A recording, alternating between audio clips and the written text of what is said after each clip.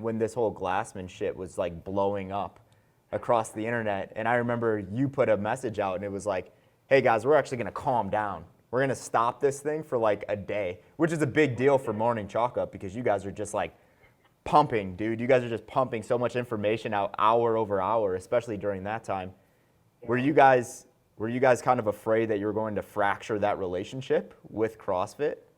Well, to be honest, like, CrossFit's relationship with the media has always been tenuous at best. They've never had a great relationship with outside media. They're doing a lot to try and change that with the new regime and with the new comms director in there. Fundamentally understands how to communicate and how to work with outside partners.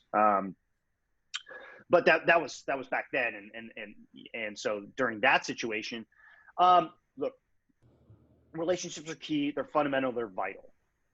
They're vital to our success as an organization that is built around information and about sharing stories and having access to what's really going on, not just what we think is happening. But there's something I tell all the writers on the staff, whenever it comes up, which is you don't get to have friends if you're going to be in journalism, because someday you may have to make a decision between reporting on them and not reporting. And it doesn't mean you can't have friends. That's not really the truth. But you may be faced with a decision where you're going to actually report negatively on somebody that you care and you like. And I tell them, I'm like, look, guys, I know Greg. I have talked to Greg so many times. I've been to Greg's house so many times. Greg calls me up, used to, like randomly, Friday, just him and I hanging out, talking, chit-chatting.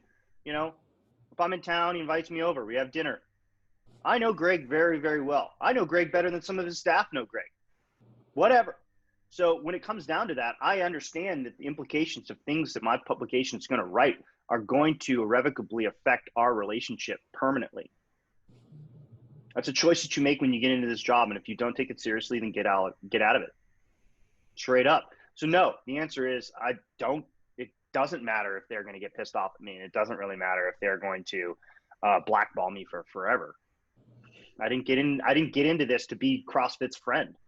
I definitely want to be CrossFit's friend as an organization and as a community.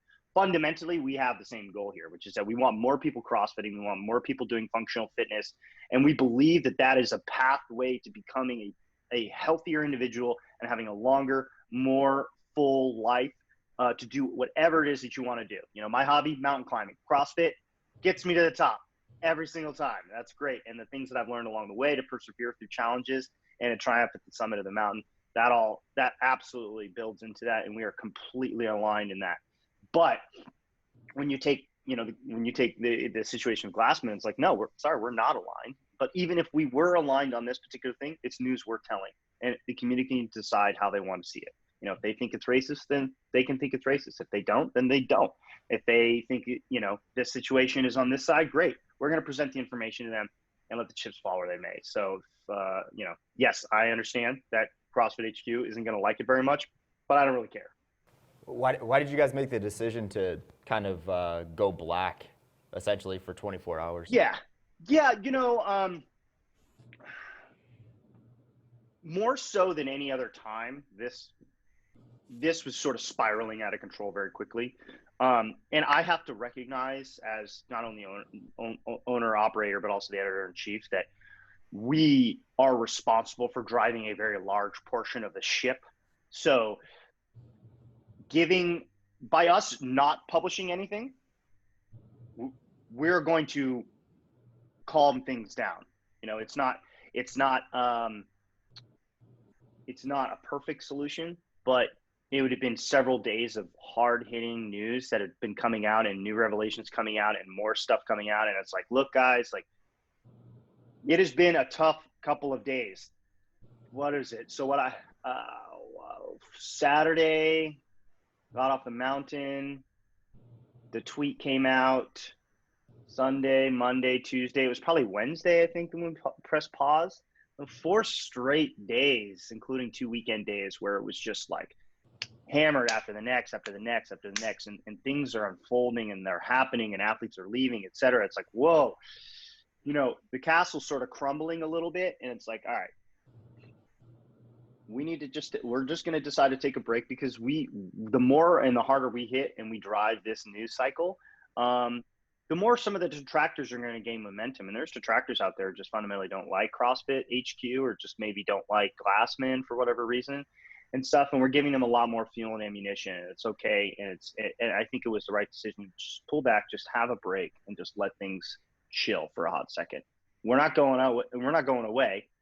And we didn't, and new things happened, and there was new developments, et cetera. But mob mentality on the internet is easy to just go, right? Like ignition, wildfire. And it's certainly not what we want. We want a sober-minded approach to what's happening, and also to give pause and reflection on what's gone on in this community, because this isn't the Main Street. There's an opportunity to do that in a way that you wouldn't normally see if this were Main Street reporting and stuff. So yeah, it felt like the right thing at the time, and looking back at it, I think it was the right decision.